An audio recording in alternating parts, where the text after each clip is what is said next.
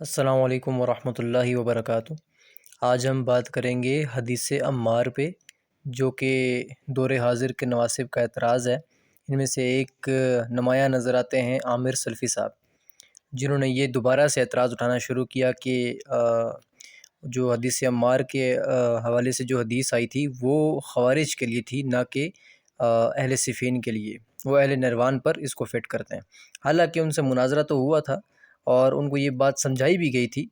مگر وہ مناظرہ ادھورا رہ گیا اور وہ گروپ پہ قابض ہو کے وہاں سے نکل لیے۔ اچھا، آج پھر ہم اس پہ بات کرتے ہیں کہ یہ مستدرک کی حاکم کی حدیث ہے 2653۔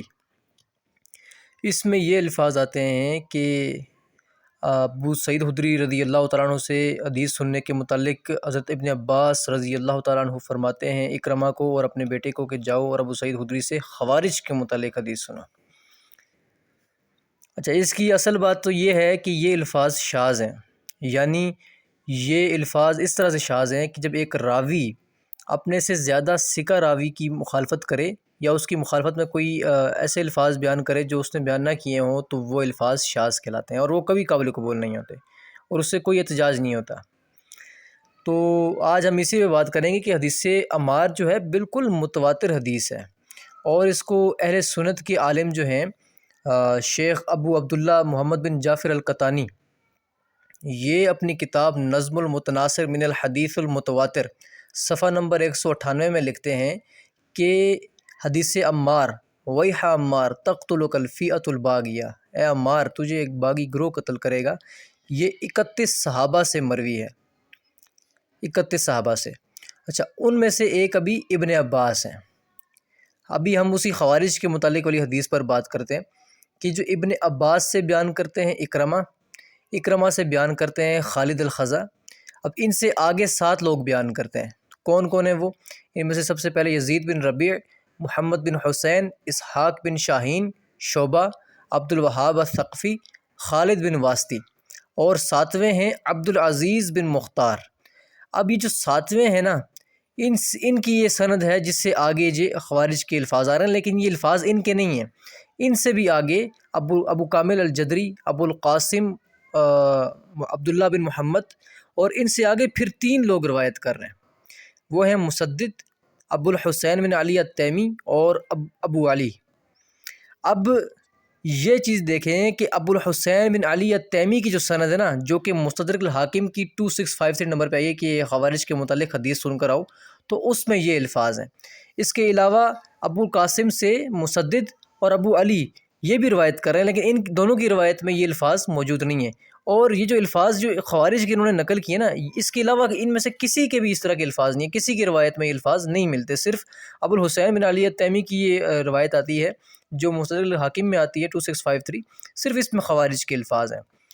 اب اس میں جو مسدد ہے نا، یہ ان سے زیادہ ثقہ راوی ہیں اور یہ حافظ بھی ہیں، اور ابو علی ہیں یہ بھی ان سے زیادہ ثقہ راوی ہیں۔ اب یہ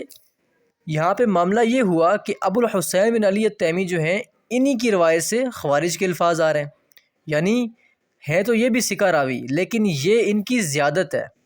اور یہ اتنی مخالفت ہے، دیکھ لیں کہ سارے راوی ایک سائڈ پہ اور یہ خوارج کے الفاظ صرف اکیلے ابو الحسین بن علی التیمی بیان کر رہے ہیں، تو الفاظ کیا ہوئے؟ شاذ، اور شاذ الفاظ کبھی قبول نہیں ہوتے۔ یہ تو بالکل سیدھا سادہ معاملہ، یعنی ایک اصول حدیث سے جو واقف ہے وہ تو بالکل اس چیز کو جانتا ہے۔ اب نواسب کا یہ کھیل کھیلنا علم حدیث کے ساتھ کہ فلاں چیز ثابت ہے، فلاں ثقہ کی زیادتی قبول ہے، فلاں چیز قبول، تو ان سے یہ چیز بتائی جائے کہ ثقہ کی زیادتی اگر قبول ہے نا، پہلی بات تو یہ ہے کہ ثقہ کی زیادتی تب قبول ہوتی ہے جب وہ کسی روایت کی تشریح کر رہا ہو، لیکن اگر وہ کچھ نئے الفاظ خود سے ایڈ کر دے تو وہ چیز قبول نہیں ہے۔ اور اسی کی ایک مثال امام بیہقی کی ہے کہ یہی روایت وہ اپنی کتاب میں نقل کرتے ہیں، لیکن اسی سند سے نقل کر رہے ہیں، لیکن انہوں نے بھی اس خوارج والے الفاظ کو اپنی اس کتاب میں، اس روایت جو انہوں نے نقل کی، اس میں شامل نہیں کیا، یعنی یہی روایت نقل کر رہے ہیں اسی سے، لیکن اس میں خوارج کے الفاظ امام بیہقی نے یہاں پہ شامل نہیں کیے۔ تو یہ چیز اس بات کی دلالت کرتی ہے کہ امام بیہقی کے نزدیک بھی یہ الفاظ محفوظ نہیں تھے، اور اس لیے انہوں نے ان خوارج کے الفاظ کو نقل نہیں کیا، لہٰذا کہ اہل صفین پر خوارج کا اطلاق کرنا بالکل غلط ہے۔ سیدھی صاف بات ہے کہ رسول اللہ صلی اللہ علیہ وسلم نے فرمایا کہ وَيْحَ عَمَّارَ تَقْتُلُكَ الْفِئَةُ الْبَاغِيَةُ۔ اچھا، ایک مزے کی بات کہ وہ جو مستدرک الحاکم کی حدیث 2653 بیان کرتے ہیں وہ کون لے کر آیا ہے؟ وہ امام حاکم لے کر آئیں، اور سب جانتے ہیں کہ وہ متساہل تھے، ان کی تخریج قبول نہیں ہے، یعنی وہ ہر روایت کو بخاری مسلم کی شرط پہ صحیح کہہ دیتے ہیں، اور اس میں اکثر و بیشتر روایات جو ہے نا وہ صحیح نہیں ہیں۔ اچھا، اب یہ چیز انہوں نے پھر بھی بغاوت والے ٹاپک پہ، یعنی چیپٹر انہوں نے جو بنایا بغاوت والا بنایا، اور اس پہ یہ حدیث لے کر آئے، انہوں نے کوئی خوارج والا چیپٹر نہیں بنایا۔ تو ان کے نزدیک بھی یہ چیز دلالت کرتی ہے کہ وہ امام حاکم کے نزدیک بھی بغاوت والی حدیث ہی زیادہ، بغاوت والے الفاظ ہی زیادہ درست ہیں، نہ کہ خوارج کے۔ یہ الفاظ بالکل شاذ ہیں، اور اس سے احتجاج بالکل بھی کھڑا نہیں کیا جا سکتا۔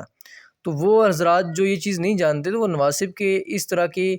چغل سے بچیں۔ السلام علیکم ورحمۃ اللہ وبرکاتہ۔